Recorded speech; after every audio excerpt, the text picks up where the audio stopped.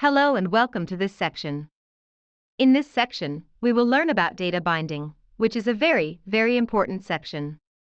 Only when we fully master the use of data binding can you realize the benefits of data-driven and why we spend so much time to introduce the use of various data widget. The most important reason is that our high-code development is based on our data-driven, so we often directly operate our data and automatically affect our UI. As for data-driven and event-driven, I will also give you a simple explanation in the explanation of application. In this section, we mainly include the following knowledge points. First, we will tell you what is our data binding, then we will talk about some basic uses of data binding, and finally we will cooperate with a simple application to deepen your understanding of data binding. So first of all, we will explain what is ours. Data binding and data binding are very simple. In a word, data binding refers to a way of setting and referencing the property value of a widget and the property value of another widget. Specifically, the property value of data binding is set to be consistent with the selected property value. Consistency is very, very important. Of course, if we just look at such a definition, it may be a little bit difficult to understand. In a moment, we will cooperate with our application to look at one of our definitions. Here, we will first introduce the basic usage of our data binding. Its basic usage is also very simple. First, click the binding symbol on the right side of the property bar, and then click the widget property in the number of objects through the arrow to complete our binding. The third point is that the edit bar of data binding itself is also a formula editor, which is something we should pay attention to. Let's intercept such a basic usage. It's convenient for us to use it directly later. Let's open up our editor and start our lecture. Here we input the application name as data binding, and then click our Create button. In this way, we can complete the creation of our application. Then we get into the habit of adding a page under frontend, and then we add a series of widget under the page. Here, let's review what our event driver is. The so-called event driver is that we change the value of our widget's property through specific event. Here is the simplest example. For example, I add a text here, and then add our button. Here we change the page to a horizontal middle alignment, and then give him a little screenwriter, and give him an upper and outer screenwriter of 15 to make him look better. Then here, we modify the value of a text by clicking such a button. What should we do? Is this a part of the event chapter that we learned before? So when this button is clicked, what does it do? He went to modify the content of our text, that is, to make a copy of our text, and to copy here, we changed it into an address book. Is this a very typical event-driven idea? When this button is clicked, I let the text assignment equal to 3 words like address book. Let's preview to see its effect. Here we click our check, cut it into a small screen, and then we click here to see whether such a text is directly changed from test to an address book. In fact, this is our commonly used event driver and method, which is to modify the property value of our widget through our specific series of event. Here it is, that is, after we click the button, we change the text into a property value such as address book. Then how can we use our data binding method to make it a data-driven method? Here we add one of our texts. Here we set up one of its writers, and then we take a look at how to use data binding. First, click the binding symbol on the right side of the property bar. What is our binding symbol? Have you noticed that, in fact, for one of our attributes, there has always been such a symbol of cross X on the right side, which is a clasp of two things. What is the clasp? This clasp is actually a symbol of our data binding, so if we want to bind a certain attribute of the text, we call it clicking a clasp. So for a text like us, what are we binding now? Is to bind its content, right? So we just click on a button here. After this button is finished, we find 2 old friends. The first is that an arrow symbol appears here. What does the arrow symbol mean? The arrow symbol actually means that you can reference the value in the object number, right? This has been learned in our previous course. Then we will look at the second point of our data binding, which is to click the widget property in the object book through the arrow to complete the binding. Oh, click the widget property in the object book through the arrow to complete the binding. So here we will let the property of text2 bind to the property value of text1, OK. Here we will directly click what is equal to our original intention, what we want to bind to it, and we will bind one of its contents. In other words, now I bind the value of the content in text2 to a content in text1. We change the content of text1 to a test address book. In this way, it becomes a content with text, but we can find that when I bind it here, I can see that the content here has changed, but there is no direct impact on the UI here. So what happens when we preview? Let's take a look at the preview. Then we will review the definition of data-driven that we just saw. We can see that the data binding that we just mentioned refers to a way that the property value of a data widget and the property value of another widget refer to a reference. Specifically, when data binding is set, the property value is always consistent with the selected property value. Now we can feel it. You see, I bind its value to test the address book, which is a content of a text like ours above. So when I preview, is the value in it equal to the value in it? Is it consistent? But we should pay attention to these two words. It is called consistent all the time. What is the meaning of consistent all the time?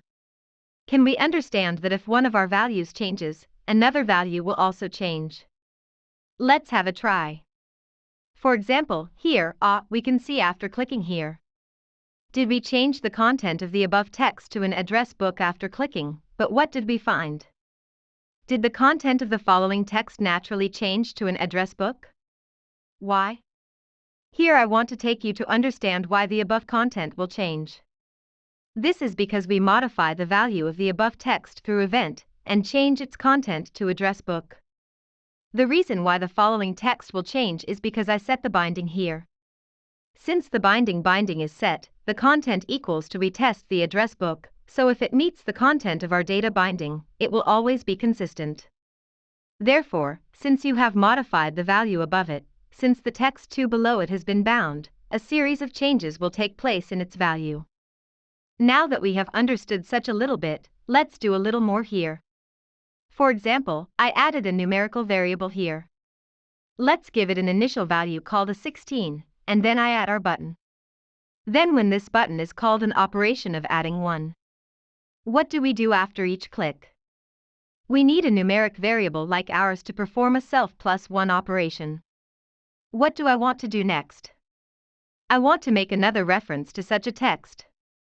How can I reference it? I also reference a text font size. Can I reference its font size equal to a value of our numerical variable?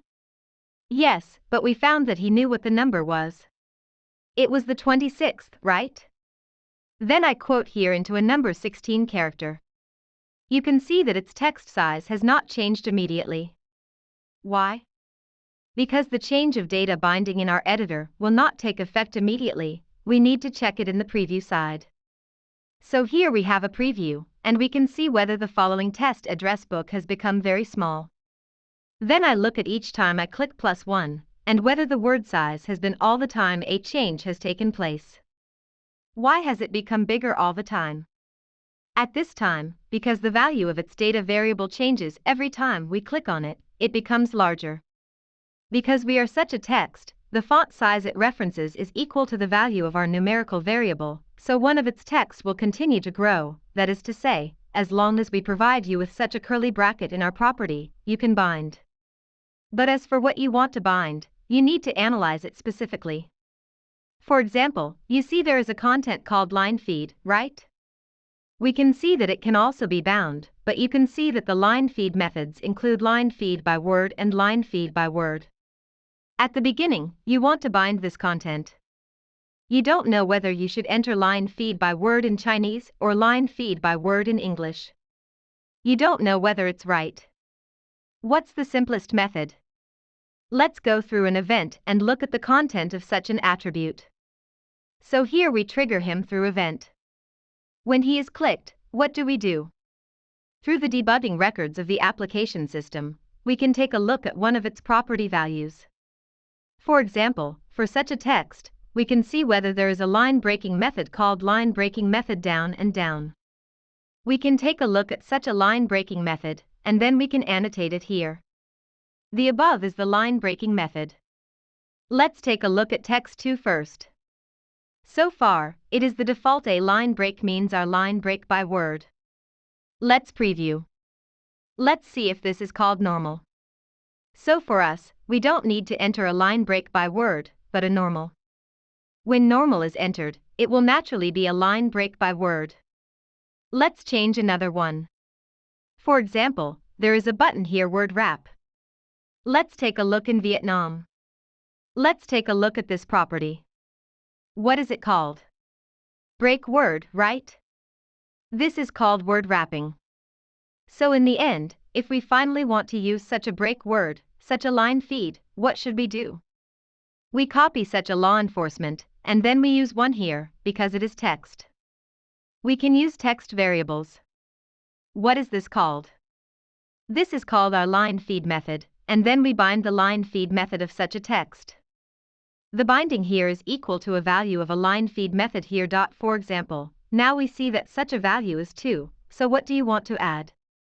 Should you add one of our numerical variables, which is called a font style, and then you input a 2 in for it, and then you bind such a content, such as a font style here, we change it to a paper of the font style here, and then we preview it, and we can see whether it is just like this, it's in italics. Similarly, we can actually try here, because I think there should be a value from 2 to a certain value, so here, let's also add 1 to the font style. Let's take a look at adding E, right? You can add 1. You can see that this side has become a bold one, right? Add another bold underline, add another bold oblique mention, and then we add another one. It becomes a horizontal line, and then we add another one. We can see both horizontal lines and lower horizontal lines. So we can see, what are the big advantages of our data binding? We just modify the paper of a widget, and then its balance automatically changes. This is also a series of functions that we use to do our data binding. Through our previous series of binding, some students have found that there are a lot of blue arrows and yellow arrows in the number of our objects. What does it mean? We can go and have a look. For a font style like ours, you can see that it is cited here. It is called being referenced by an object. What does it mean to be referenced by an object? It means that he has been bound by a thing. How can we see who bound it? We can click such an arrow. When we click the arrow, it will automatically tell you that he is bound by text2, and then we can select our text2 and have a look. Oh, he is here, the font style is bound here. Similarly, if you want to see the line feed method, you can also click here. He will also tell you that our text2 has bound it. There is a problem. If I want to see what we have bound in this case, it is very simple. If we click a blue arrow here, it will tell you. Oh, such a text uses an attribute of these values.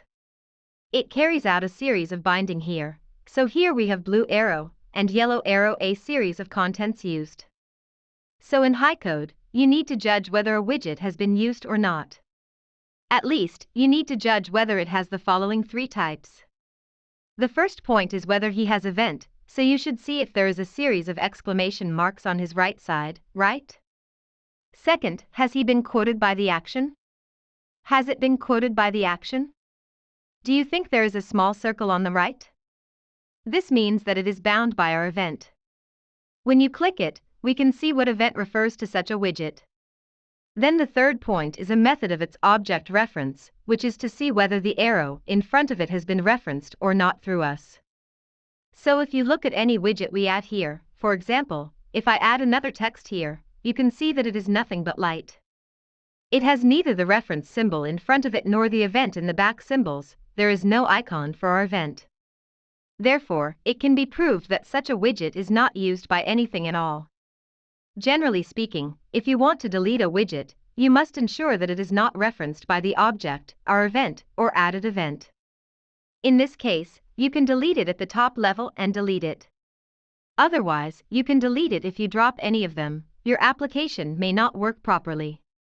This is also a way for us to quickly familiarize ourselves with the application and quickly expand the application structure. This is the basic content of our data binding. Of course, we rarely use data binding to do the content of this widget binding widget. What is widget binding widget? This is where we bind to the value of a certain property. Here I ask you to bind to the value of our address book. Why? I want to tell you that any value of any widget can be used here, such as here. What am I binding at the prank point? Can I bind a width of this button? Let's try to see what such a text becomes when I preview, whether it becomes 150px or not. So your binding is arbitrary here, and you can choose any value with property in our object book, but we usually don't do it. Why? Because usually this kind of professional data processing, or the content we want to show, we still do it through our data widget method. So generally speaking, this binding is more likely to be carried out by our UI widget and our data widget through 11 binding, so we can directly control our data widget. Here we do a simple practice of data binding of address book, which will make it easier for us to learn our loop creation and condition container in the next class. Then let's do some basic UI of our address book first. Generally speaking, an address book contains at least one name and one phone number, as well as some editing menus behind it. Here, let's do one piece of data first, and then we do the rest directly by copying and pasting. Here, let's add a row first. Let's set the width and height of the row to 100%. Let's set the width to 100%, and then select the height as the package directly. Let's change its horizontal alignment and numerical alignment to a centered effect. Then, next, we change it in the line and call it each data. Then we'll copy and paste our names. What's this called? This is our phone, right? The phone may be a little wider. Should we set it to 120 pixels, and then we add two more buttons on the right? Let's add one of them first. Change the width of the button to 50 and the height to 40. Then the text of the button is called an edit. Change its background color. Editing is generally say that there may be a little more characters, and then reduce its font size. The rounded corner of the 15 font border is too large. Let's reduce the rounded corner. 8 pixels and 8 pixels may also be appropriate. Then, in addition to editing, there should also be a deletion, right? So let's paste another one here. If we delete it here, change it to a big red to remind us that there is a place here, and then the two sides are too crowded. We give him a little screenwriter, and the screenwriter outside the left gives him a 15. In this way, we can do a basic UI. Next, we select such a row. We set a little bit of the upper and outer screenwriter to a 15 pixel, and then empty one of its background colors. Then we select such a piece of data, copy and paste. In this way, have we completed the production of some of the 4 pieces of data, and then we added our data widget. Generally speaking, where do we usually install this kind of data? Especially for this kind of data with the same data structure, we usually use arrays, right? Since we will use arrays, will we use 2-dimensional arrays or 1-dimensional arrays or object arrays? We have learned from the previous courses that the most frequent content we use is our object array, because it is very intuitive. It can be directly bound to a content in an object in us, so here is our communication book, and then we paste some initial value for the communication book. It contains our name and name for our phone. All treatments first add a string, which is our name. Then, similarly, we add a string here, that is our phone. The phone will not be used for calculation, so the phone is ours. What is it? It's our string. Let's add 4 pieces of data to it first. What's the first name? It's our Zhang-san. Write down the name here. The second one is Li Si, the third one is Wang Wu, and then the last one is Zhao Liu. Then write down 130 million on the phone. Copy it. This is 01, 902 and 903 here. In this way, do we write in all our names and phones?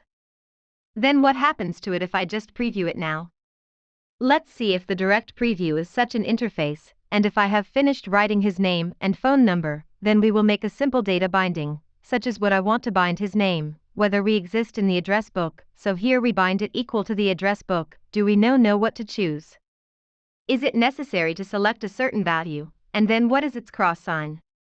We can cut off the cross sign here first. What line is it in? Is it in line D0? So the line number here is changed to a 0, and then what is the column name? It's our name, isn't it? So in this way, we have completed the binding of the first value. Here we can copy it. Then we should bind the second value. Here is the data in our first row. Similarly, we can paste what is here. What we have here is the data of our second row, and then finally the data of our third row. Then we need to bind his phone. For example, what is the name of a phone here? It's called our phone, right? Here we are. Make a copy of this. The second one is also bound in this way, which is very good. It is changed to an E, and we also bind it in the same way. It is very good. It is changed to a 2, and then it is bound in a 3, so whether I bind the value of each such phone and name to a content in our address book, and then we can preview it again next, have we finished the unification of our data and our UI? Then here, let's test our editing function a little bit. For example, when I click this editor, I change the value of this 3 to a previous period, and then we can test the final effect. We have learned from today's study that we usually rarely modify a name on our site directly through our editor. Since such a name has been bound to the name of the bank in the address book, if I want to modify such a name, what should I modify? Should I directly modify the bound terminal value? So here, should I directly modify a value of Zhongsan? So here, let's do an editing thing for it. When it is clicked, let's write it casually. When it is clicked, are we the executor of the address book, and the executor of setting a value operation? Here we set a value. What is its line number? Let's see if it's in D0, so if it's 0 here, what's its column name? It's a name. We'll change its value to a previous value. You can see what I'm doing here. Am I setting a value in our address book? Let's have a look. When I click Edit, I can see that I have changed the paper in the address book, and then a change has taken place in the UI here. So in the application system behind us, we use our data binding method in most cases. So if you can't understand the contents of these two chapters, please be sure to watch them again and again until you fully absorb them. Finally, let's review one of the key points in this lesson. In fact, it is just one point. If you want to bind the value of a certain property in your widget, you can click a binding symbol on the right.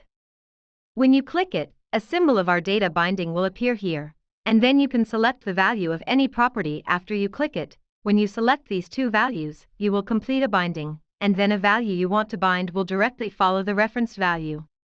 Therefore, when we want to modify, if the referenced value here is modified, the guidance here will directly generate a modification. Then here, there is a little bit of knowledge to tell you. It may be used with the deepening of learning. You can see that when we edit here, the box here is a little small. You can click such a symbol above to register and open it. What's the use of this opening? This opening actually has many uses, because when we learn the ternary expression later, it will be very, very easy to open and edit it here. Therefore, I have told you here that you can open such a triangular symbol at the top level, and then click it to put it away. Then, if you confirm the modification, you can click OK, and such a modification will be filled in coming. This technique will also be demonstrated to you in later courses. Finally, if a data refers to an object, it will turn blue in front. When you click such a blue symbol, its object book will tell you who it refers to. Similarly, if a widget is referred to by who, it will also be marked as a yellow in the front. When you click the yellow, it will expand and select all the data referring to the widget to let you more clearly master a structure of your entire application. That's all the content of this section. Thank you for watching.